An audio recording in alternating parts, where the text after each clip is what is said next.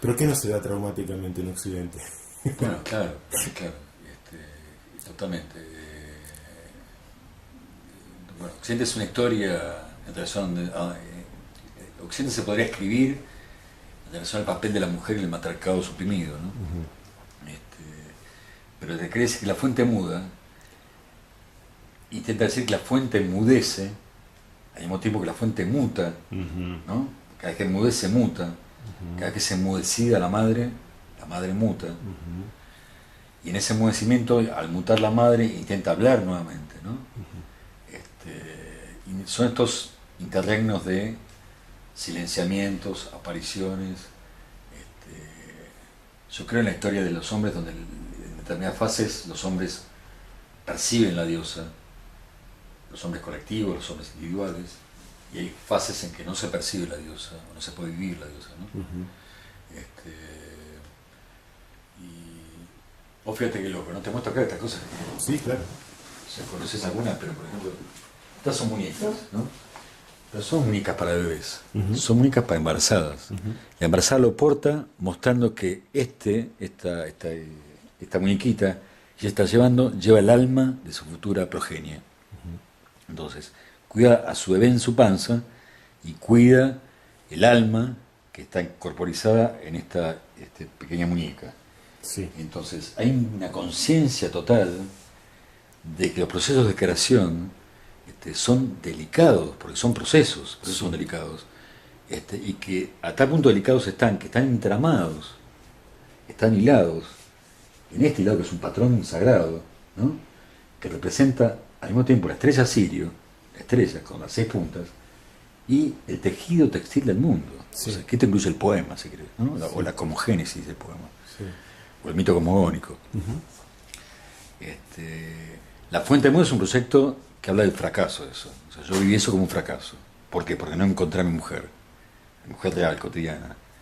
La encontré en las figuras arquetípicas. Y ahora bajar el arquetipo no bajó como correspondía. Por, bueno, en fin, por elementos ideológicos, juegos de poder, lo que fuera, ¿no? Ujú. Pero en ese corte, digamos, de las correspondencias, paradójicamente no se despierta la fisura por la que emana el lenguaje, digamos. El lenguaje, en el sentido de abarcar la historia personal, pero llevarla a un sitio precisamente más ambivalente o plurivalente. claro, o sea, por eso, nuevamente, ¿no? Digo, en el sentido de que vos mencionás, bueno, que hay como un fracaso, pero ese fracaso no es al final, finalmente, una apertura, digamos, una posibilidad de lenguaje. Todo lo que implica disolución, Sí. ¿no? Está claro que es disolución para resolución. O sea, Ajá. uno se coagula, se coagula, se disuelve, Sí, va a la semilla para resolver, o sea, para restituir. claro. Y el lenguaje es claro que restituye. Y el lenguaje es una posibilidad de respuesta, de realidad, de respuesta al proceso. Insisto en compartir con vos esta experiencia personal donde en realidad lo que se logra en materia de lenguaje trabajado, lenguaje logrado, es infinitamente inferior en términos de restitución a la herida primordial. Por eso hay que seguir buscando claridad, ¿no? Por eso en realidad, si no, bastaría el único libro.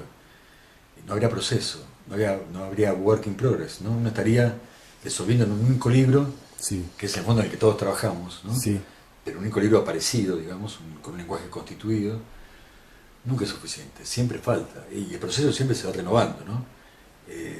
Sí, sí, de hecho en tu trabajo, digamos, en toda la última producción de estos libros que sacaste así en hilera, ¿no? Que me parece que abarcan muchos años de trabajo incluso, ¿no? Son en hilera ahora ahora, puedo publicar, claro, estoy más o claro. menos tranquilo, pero Claro, pero son fueron 20 escritos, años. exacto, ¿desde cuándo más o menos? Y tenía 83, 85, Claro, de ahí en 87. adelante. Sí. Porque, digamos, registran tonos muy diversos, cada uno, muy definido en sí, cada cual. Y en ese sentido también hay como una cuestión de ir desplazando la voz, ¿no? La voz escrita, la voz de la escritura, ¿no? En el proceso hay como facetas, como vos decías, ¿no? O fases. Totalmente. Muy claras. Totalmente. Te cuento esto porque yo ahora terminé un libro llamado Ostíaco, ¿no? Y Ostíaco es un neologismo que está vinculado... Ostíaco. Ostíaco, sin H, con O.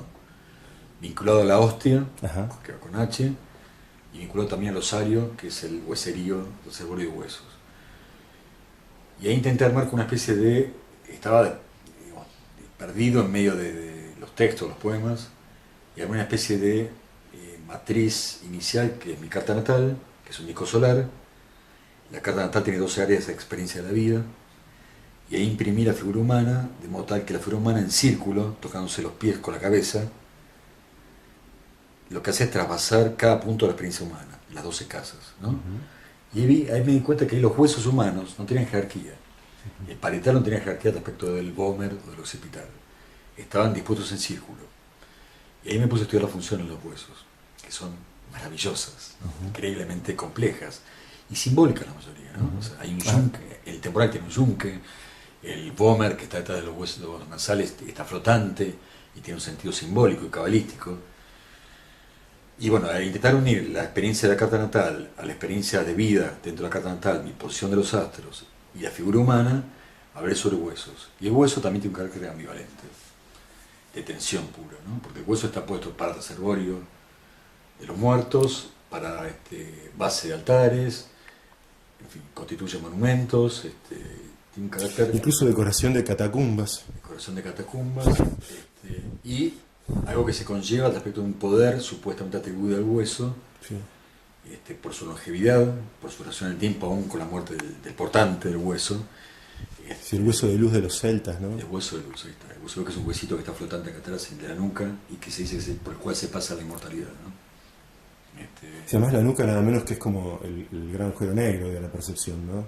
Hay teorías físicas. Ahí es donde no hay identidad, ¿no? Hay teorías físicas, Que vale. vi un documental, teorías físicas, médicas, que dicen que hay un desprendimiento de 21 gramos cuando un hombre muere, que es el peso de su peso energético en general, ¿no? Sí. Pero el cabalismo hebreo y los celtas también creen en el hueso de luz, o el hueso llamado luz, como aquel hueso que concentra el grado máximo de disolución, digamos, ¿no? De pasaje en la obra alquímica de la Nigredo al momento de restitución, restituye. Si el hombre obró en consecuencia, ¿no? Si trabajó. Para un poeta es trabajar en dirección del lenguaje, no hay forma más que en dirección del lenguaje. Volviendo a la pregunta, es si el lenguaje, digamos, constituye algún tipo de devolución o de formas de preparación en el sentido de agregar realidad donde la realidad está herida, ¿no? Donde la realidad falta, donde la realidad no responde o responde mal. Bueno, hay vías esotéricas, hay vías herméticas, hay vías de vida, hay vías personales, hay vías completando, cultivando un jardín. Todas estas vías son todas cóncavas, como vos decís, son esas vías, porque son las receptivas. O sea, de aquello que permanece, una especie de idea inicial, dada por nuestra madre, por el pezón de la madre, como decía Augusto también, por el pezón de la madre, que es una daga. Si eso es una herida inicial, bueno, quien compense con lenguaje debe hacerlo de modo tal que esa herida se recomponga, se cure. O sea, es un trabajo terapéutico, y no terapéutico en términos de soluciones fáciles de autoayuda. De higienización de la experiencia, ¿no? Higienización de la experiencia. No en ese sentido. Exactamente. Es una limpieza en otro orden, digamos. De ubicar la experiencia en una dimensión cada vez mayor, que vaya, que intente ir de allá a acá, de acá a la semilla, de la semilla al cuidado para el crecimiento.